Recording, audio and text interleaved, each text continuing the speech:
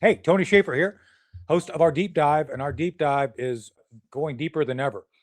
Well, not deeper than ever, but pretty darn deep. Well, deep enough to have an impact. And today we're going to impact on something regarding a deeply troubling issue regarding socialism. And of course, boy, oh boy, the young socialists of America are up and coming. So we have a historian here today who's going to be joining us to talk about it. Richard Lyons. Richard is a historian who wrote a book on this issue.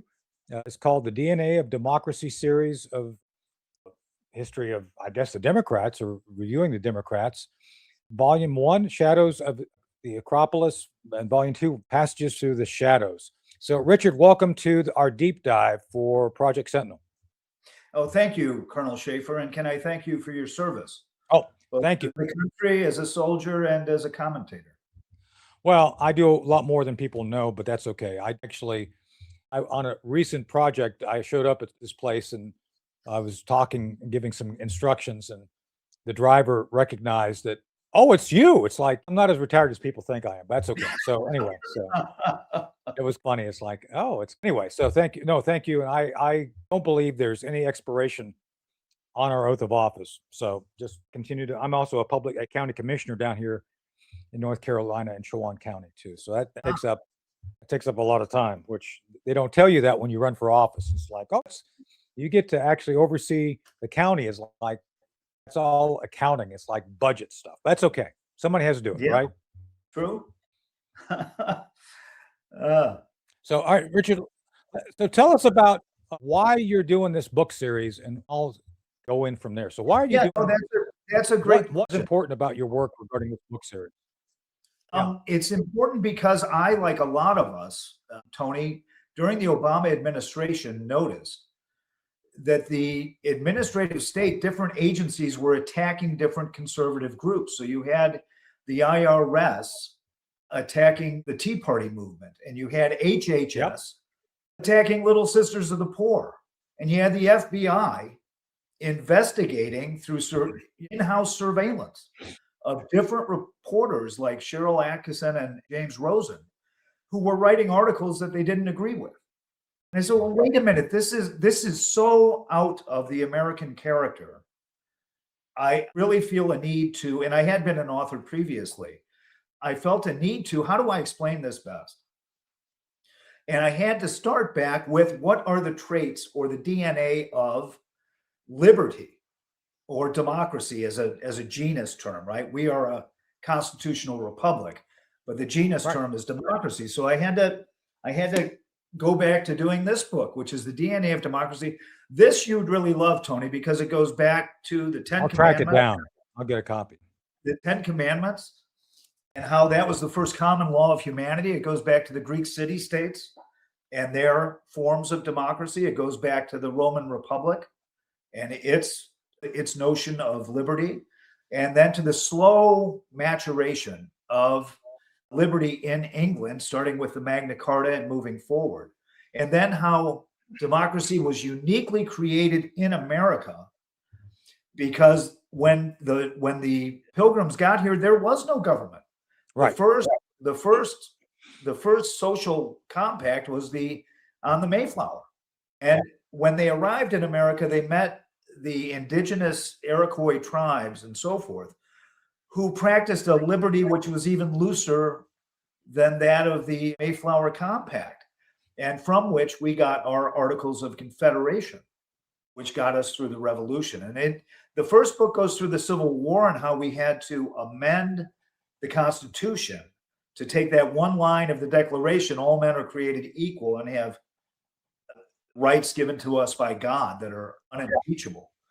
All right, so that forms the DNA of democracy and how it informed our Constitution, how and why our Constitution is precisely the way it is. I go into great detail, and they called it the New Order for the Ages.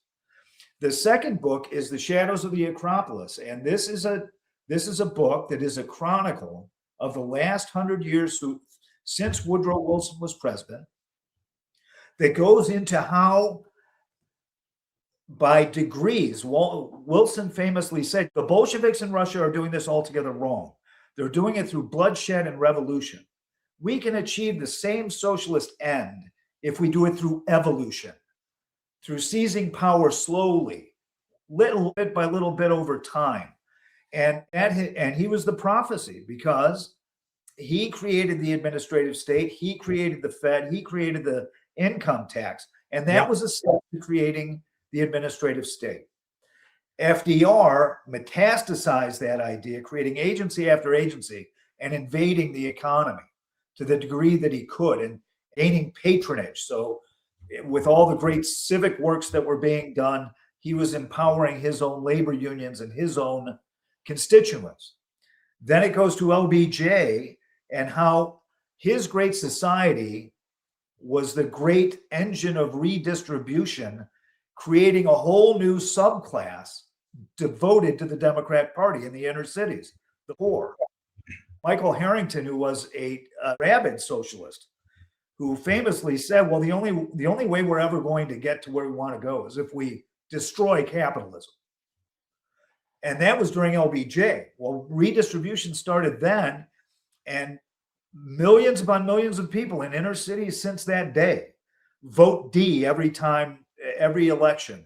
And that's why we have sanctuary cities, sanctuary states, where the common law does not go. So, well, what you're saying here, which is something I agree with, I have a political science degree, so I do track comparative political systems, that the Democrat Party has been deeply committed to essentially Marxism since Wilson, maybe even before. He was a big fan of Friedrich Hegel's ideal state, which moved through Europe as a vogue, informed Karl Marx, and then brought us Mussolini in Italy. It brought us Hitler in Germany. It brought us Lenin in Russia. It brought us Mao in China. Yeah. Friedrich Hegel is the philosophical underpinning, whereas our system was founded by John Locke, based on individual rights, not well, state. That's part of my problem with the Democrat Party. And you mentioned, obviously, the creation of the Fed. I'm one of those that believes the Fed is anathema to our republic. It should not exist. The direct income tax on individuals, I don't believe that should exist as well. I think that's something that is created to limit and stifle creativity in the capitalist system. I think there's other ways of gaining income. Look, I'm a county commissioner here in North Carolina. I understand revenue. I understand there's ways of gaining it without having to go to the individual. And I think that's something that, by the way, if you go and do it through process of fees and tariffs, you eliminate this progressive income tax, because theoretically, everybody pays the same amount, because commerce has no favors. You pay based on the commerce, and if you're successful, you pay more because you have to pay more fees and stuff. It's still fair because everybody pays the same amount. So I love the idea of a consumption tax. So if you're buying bread, it's bread, and you tax that to a lower extent. If you're buying a yacht, you put a higher consumption tax on it. Exactly. Or just have a flat consumption tax, and it affects the same thing, where those who buy more are more taxed. So part of my issue, obviously, with what I agree with your premise. Let me put that right out there. Woodrow Wilson Plus was a racist. He resegregated the federal government. He fired every African American who worked for the government at the time. He actually created segregation as a policy. So it's like pure evil. And FDR can continue that with hate for the Japanese. Yes, Truman was a bit of an anomaly, because I think he was just a guy who maybe didn't get the memo about how evil he was supposed to be, but that's okay. But he was more of a regular guy, wasn't he, Tony? Yeah, he exactly. Was down the street. Well, part of this, I don't want to divert, but you're a historian. Let me throw this in here, because the actual reforms to the civil society came from Eisenhower, not Johnson. It was the Civil Rights Act of, I think, 1956 that started this. It was the Civil Rights Act. It was Eisenhower, and Eisenhower doesn't get credit. It was just a retooling by Johnson that took what Eisenhower had something to do with it, and then Johnson, correct? Yeah. So I'm a big believer, like you, in correcting the freaking record, because the record that we were taught is not remotely true, and these people have never been pro-American. They are pro. Yes, the term would have been Comintern. They were for this larger global communist effort. And let me cut to the chase. So the Young Socialists of America, the current group of DSA guys, they're just taking the mask off. It's like, this is not new to the Democrat Party, right? I could not put that better. It's like a vine has grown around the tree of our country, and the vine is socialism. It's grown slowly, but now it's had to flower. You can see it in front of your face that this thing it's big and it's dangerous. And the thing is, we have nurtured it since the Great Society. There's 65 million people on food stamps. Yep. Right? And they call them free. Nice. They're not, it's not free. Yeah. We've got a deficit of $39 trillion that pronounce none of this is free. And yet they've got a whole section of our population convinced the government owes it to you. This is free. You've been evil, right? America's been evil. They owe half the country money, right? And that's their premise. And now you've got these deeply uneducated DSA politicians who are winning office. And they are saying, well, look, let's tear everything down. Why do we need a Senate? Why do we need an electoral college? I can explain all that, but my book does. Why we have an electoral college that the states have an even basis of representation. One of my dear friends is you would win every election. One of my dear friends is attorney Bruce Fine, constitutional attorney Bruce Fine, and he talks about the founding fathers recognizing that all men will do evil given the opportunity. So the key component, of a republic is checks and balances, right? That's why we have the overlapping and often frustrating limitations on government. And look, I'm a public official. I recognize that it's frustrating, but it's necessary. So what pure democracy calls for is the removal of all the safeties, right? That's what they want to do. And that's so well put, Tony. That's exactly right. All the safeguards would come down. And I think including the Bill of Rights. What defense can an individual make of himself unless he's a Donald Trump and has the financial wherewithal to do it, right? Because the capacity of the federal government to attack people. Look at all the associates of Trump who were bankrupted during the Biden administration. That's all you have to look to. And this is dangerous stuff. And you're right. And that's how I frame it. In the shadows of the Acropolis, it is overcoming all the barriers to get to where the state can do anything it wants in the economy, anything it wants against individuals. And we saw it in Obama's first and then Biden's attacking political opponents. And they were successful. Who has gone to jail for that? Well, I'm frustrated by that. So part of what's going on, and President Trump, I want to get to what President Trump said last night because I have some insight on that. But let's finish the discussion with the framework, because part of this removal of the mask by the left, saying, okay, we really are socialists, we always have been, is a recognition that they want to not only redistribute. And it's like, I love this, how they're, Elon Musk, we need to make him pay money. It's like Elon Musk's wealth is not sitting in the cash like Scrooge McDuck sitting on piles of money. This is industry. We know how capitalism works. It's like it goes back, and Mondami had the gall to say, oh, well, people tell us that socialists don't know how how the economy works. Like, you don't. You're sitting on a time bomb that's going to destroy the city of New York. And the state. People are just too stupid to recognize it. But that's the problem. So, Richard, they say all this nonsense, which you and I both know is completely false. I work with Democrats here, old school Democrats, who basically didn't sign aboard to being socialists. They Scoop Jackson Democrats, I suppose, who Moynihan was a great Democrat. I miss that guy. That guy was common sense, and I think a lot of these people get born into the party and maybe never have the courage to leave the reservation. Just saying. Senator Moynihan was another good guy. Really had common sense. John Fetterman. I think Fetterman's about to break away. But my point being is that you have enough gullible people who don't take the time, as you challenge them to do, and I agree, they need to be challenged to go do their own research. They Yes. promise these people short-term benefits just to get elected. And then, like the mayor of Seattle right now, what's her name? Basically, she had no experience. She comes in, promises free everything. Oh my God, we got a $185 million deficit. We got to start cutting things. So they get elected by blind promises to stupid people. How do we get people to wake up to the fact that it's nonsense? It's just No, utter and nonsense. blind is a great way to put it. The education system was taken over again during the Great Society, largely. And then when Obama committed the federal government to financing 100% of higher education, Yep. then the indoctrination really started. And Yep. you've got a whole generation that is purposefully uneducated. They are educated that there's this blissful utopia called socialism. And though it's never, ever succeeded, it will this time. Yep. Right? Never will.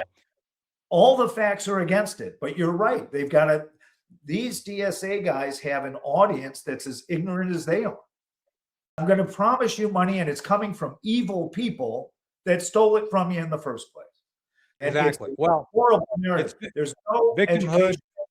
The creation of victimhood and grievance. Victimhood and grievance are the two watchwords.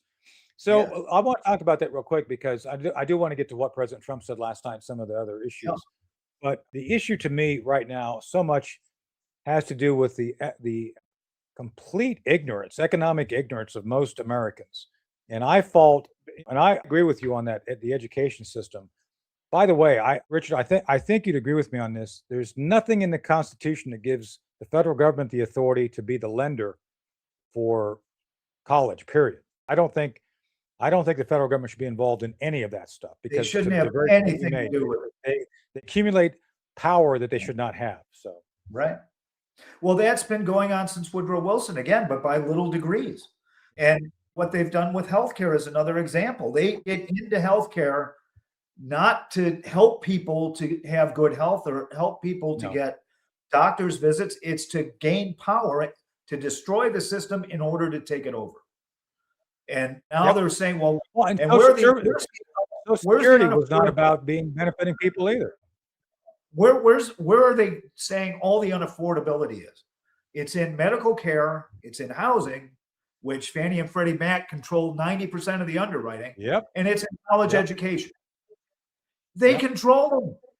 And yet, because they're doing their policies are so much a failure that they're going to continue to encroach more in healthcare, encroach more in it's like the Frank Dodd supposed reforms, like it didn't do anything but further insinuate the federal government's control of the economy. It has, and especially housing, it has nothing to do with benefiting anybody. Yeah, financing. And that's a huge sector. So President Trump has rightly said he wants to walk back all of this nonsense. And he's talked about at one point eliminating the income tax, which I think is great. I think he's talked about doing tariffs, which would take the place of some of the things, an exercise of taxing movement of stuff, which I'm for. My issue is the lack of accountability. Now, I've said here publicly, both on this program and Newsmax, Pam Bondi, I think, was sent in to limit the ability of Trump to change things. I think she was paid for by Big Pharma, which then goes back to government control of medical. So there's a lot of money and influence to be had here by the wrong people. And I would argue President Trump still doesn't have everybody, all the bad people out advising him. I think he's still got some people in there who are causing trouble. But Richard, what will it take for President Trump to basically make at least some headway to push back against this 110, 130 year move towards socialism that is becoming more and more apparent? What can he do to actually have an effect? Well, I think it was very fortunate that he had his first term and was able to get 3 justices on the Supreme Court. And that reversed the Chevron case, which gave deference to administrative agencies and their ability to make laws through rules in Wyoming. Right. that determine how you can use your property. Right. The EPA was literally claiming a right to tell everybody what to do from New York to Washington State. And that was real socialism. The Green New Deal was real socialism. Pure Marxism, pure. And controlling the energy sector. And when you control that, you can control the economy from there. Yeah. And that was the game. And so he's already done so much that has been positive. And what he can do now with the remaining couple of years, it's going to largely be determined by the midterms. And that's why the SAVE Act, which you brought up first, is so important. It is vitally important that we retain the House and the Senate for those last 2 years.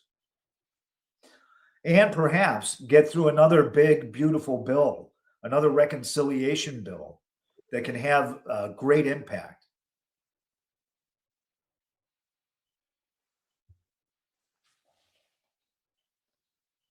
Well, I agree with you. And one quick note on the issue of the new Green Deal. I've got a degree, one of the few conservatives who actually has an actual degree in environmental studies from my undergrad work at Rice State University. Imagine that. There's no climate crisis. There never has been.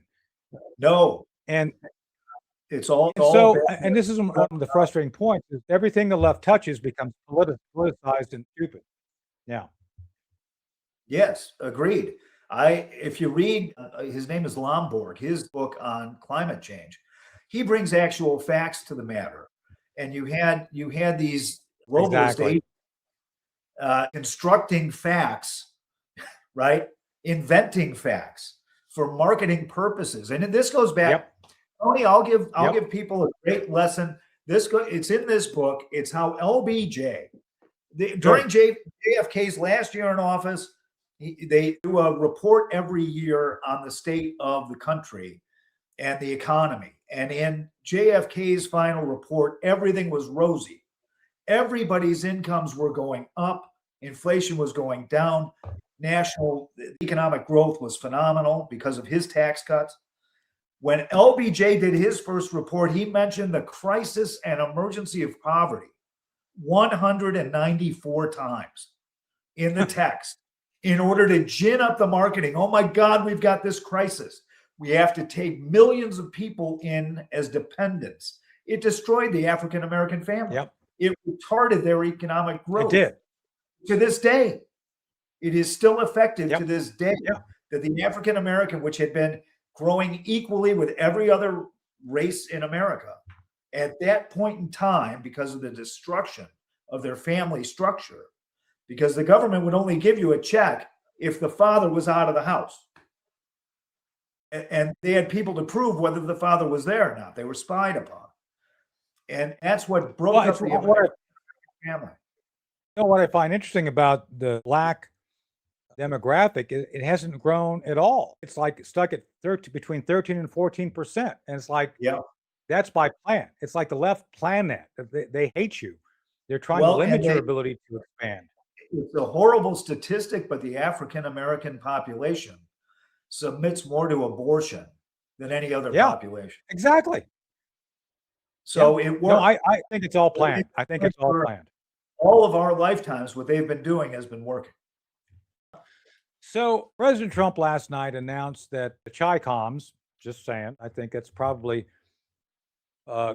were involved in our elections of at least, I think somewhat in 2016, but more importantly, 2020. Now, I had heard, Richard, during the time, because I was on the Trump campaign, I was a national security advisor, that shenanigans were being done by the Chinese. But when I was briefed on it, I was told, oh, it's no big deal. It's just voter registration rolls. Like, well, that's pretty important, because if you take that, feed it back to the Democrat Party, they can manufacture ballots to go against those names, which, by the way, that wasn't announced, but that's what they did. So I think it's very clear that the Democrat Party is committed to working with anyone who's got basically a communist or Marxist leaning. Venezuela, Hugo Chavez, all those folks. It's very clear that they're willing to do anything to maintain and expand power, as long as they can find a path to some form of socialism, or I would just say communism, for the United States. Is that overstating the issue? I don't think so. Marxism began as an international oriented society, took over Europe. The how much in communication they are, that would have to be proven to me factually. But if they harvested all the rolls in China, and you can manipulate the machines in America, and you can take that bevy of voter roll and harvest the information of certain persons will be dead, certain persons don't vote all the time, and then you input that. My greater complaint was with ballot harvesting, allowing mail-in ballots, allowing the vote to be counted after election day. Yep, I agree. And not having paper ballots that you can use as a bona fide to a vote. Well, the Democrats, I don't know how familiar you are with my investigation of Jesse Morgan and the pallet of ballots issue, but we found, Jesse Morgan, and this is coming back out. This has been highlighted on X, and President Trump watched the press conference we did on this. Jesse Morgan himself got up and talked about what he witnessed. I talked about the investigation. This is back in late November of 2020. And Jesse Morgan said, and I believe our investigation proved, that he'd moved 640,000 curated ballots from Bethpage, New York, which we believe were manufactured in New York and Bethpage, moved to Lancaster, Pennsylvania, where he was literally ordered to drop a trailer of controlled items. That is to say, a postal worker was told, just drop the trailers. Like, that's a controlled item. You can't just drop the trailer. It's like, no, you need to drop it at this certain location. How egregious is that? And then we believe the theory, because I got fired because Bill Barr, the Attorney General, called and got me fired. Just saying. It's like, no, gotcha. Just saying, Bill Barr was in on whatever was going on. Anyway, our theory is after I got fired by Bill Barr because I refused to turn him over to the FBI. Surprise. Anyway, we believe trailer was moved to central Pennsylvania, hidden in some downtown mail facility. There's all sorts of things. And then on election night, to your point, they took these ballots and dumped them into the local precincts in the middle of the night. So they had paper ballots. So they overcame that too. It's amazing how far they'll go. Look at the LA mayor's race with Spencer Pratt. They kept counting ballots until he lost. Yep. And in the middle of the counting, there were 23,000 straight ballots for his opponent. Yep. It's statistically impossible for that to happen. Yeah. And yet it does. And they did. I worked on a campaign. Well, this goes back, Tony, to the election of John Kennedy. When they made a call, I'm from Chicago, and they made a call to Mayor Daley and said, Mayor, you've got to get out to your precincts and bring in more votes. And he said, well, let's start with let's be serious. How many do you need? And I'll get them. He didn't. Why do I have to drive all over town? Just tell me how many you need. No, I could just get them. Just tell me what you need. Well, that's who they are. And so that's my issue right now with the socialists, because I believe there's some places that people will vote for, like Seattle, Portland, Detroit, New York. You got a population there who long for the security of totalitarianism. It's like, oh, there's more. There's wonderfully said. That's wonderfully said. Most places don't. We won't buy that down here. It's funny. I was just in Virginia earlier today. Virginia's becoming more communistic. So down here in North Carolina, no, it's just funny. You go to like the Walmart. You go to the Walmart down here. There's no guards outside. You can walk by the guy. Didn't want to see your receipt because they trust you. Go to Virginia, not 30 miles north. They've got sheriff's deputies in the Walmart. They're checking your receipt because they're becoming more and more communistic. Literally, I'm not joking about that. No, I agree. I'm just saying certain parts of the country, like, we're not going to buy into it. Like, even our Democrats recognize that socialism doesn't work. So how do we then make sure that the answer is contained? Well, that's why the Democrats want to have these essentially archipelagos of blue. Big cities control the country. We need to stop that. because that's what they're Well, trying to do. during the 2024 election, I think the statistic is that Trump won 80% or so of the counties in the country. That's a massive difference. And I think the solution to this thing, you go back to how the problem began.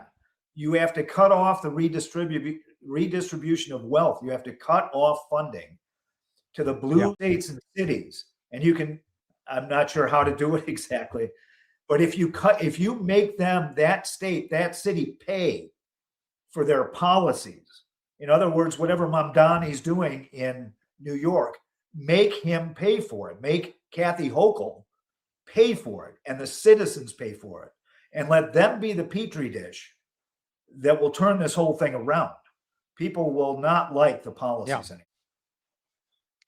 Well, I think in most places, like down here in North Carolina, we have Roy Cooper, who was a dyed-in-the-wool Marxist, running against Whatley, Mark Whatley, who's, I think, and my issue obviously is it's a pretty clear choice. It's just I hope people recognize how dangerous this is to potentially elect another leftist. And I think people have to recognize, and one of the best things that ever happened was defunding USAID. It was never about aid. It was all about trying to, basically the theft by the World Economic Forum to use our money against us for purposes of global effort to regularize socialism. And again, the whole idea, they said you'll own nothing and be happy, believe that the climate crisis should drive the control of energy.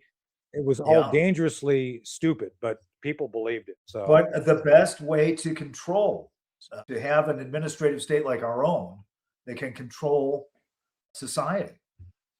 So I think the DSA is extremely dangerous.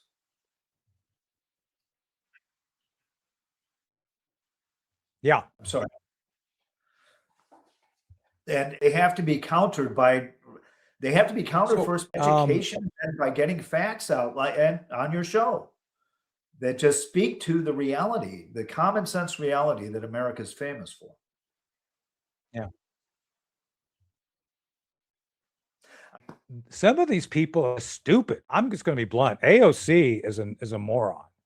When you're fascinated by a garbage disposal, and they're severely uneducated, and they've never had a real and Dami. They've never had real jobs. Any of these guys, Hassan Parker, who is carrying their flag, this guy who speaks against anybody who has any wealth is worth $2.9 million. And his parents are extremely wealthy. Mamdani's parents are extremely wealthy. Right. AOC, her background is as a barback. How much you need to know to do that job? Not a lot. And yet, because constituents are even worse educated than they are, the message gets to them. So it's very dangerous, because the center of gravity, and tell me whether you agree, Tony, the center of gravity has now shifted from the Obama Democrats, even as leftist as they were. It's shifted even further left from that. You had Clinton Democrats moving to being Obama Democrats, and now this is even further off to the left. And my hope is people are educated enough. I call my series, they ask what the subject is. I say it's self-help. What category? It's self-help. You need an education in this to combat what you don't know. And people are not educated enough. So it starts there. And localizing the cancer, which means don't fund it federally. Do everything you can to squeeze them. Yeah. Well, I think the American public has to understand that so much of what they thrive on, the left, is using our own money against us, because fundamentally people don't. And when you think about it, why would these people who don't have money pay for anything? Because it's all free to them. It's like, well, where do they get their money? Well, they get it from people who are basically trying to destroy the very fabric of our country. So I do encourage people to go out and get your books. I'll track it down too. Chris, could you put his book back up there for people to see, to make sure that they can go get it?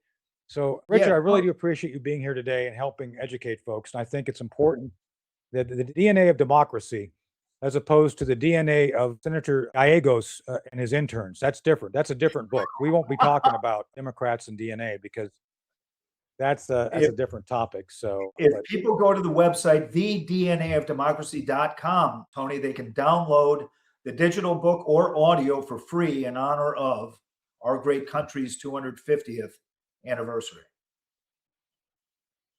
That's it. Great. Well, Richard, I'd like to have you come back because this is not going away. And I think I'd like to be able to try to get word out. I know our audience loves discussions about this. We'd like to have a continued. Yeah. Anytime. So, and so the way, just a strong, don't appreciate being here. Don't worry about Eric Swalwell's DNA.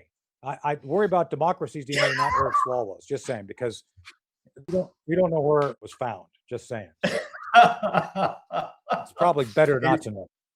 That guy was a joke. Thank you. He was a joke the entire time he was in office.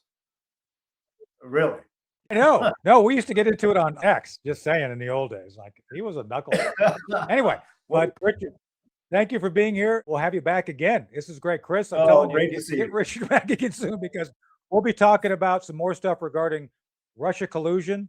That investigation continues with my friend Joe DeGenova. And then Eric Olson is running an investigation of 2020 election fraud. So I think we're going to hear more from both of them. As a matter of fact, I can guarantee it. But until then, Richard, thank you for being here. Thank you for helping educate folks. And for you guys watching, we'll be back again soon with more really great information to inform, entertain, and educate. So thanks for being here. We'll see you again soon.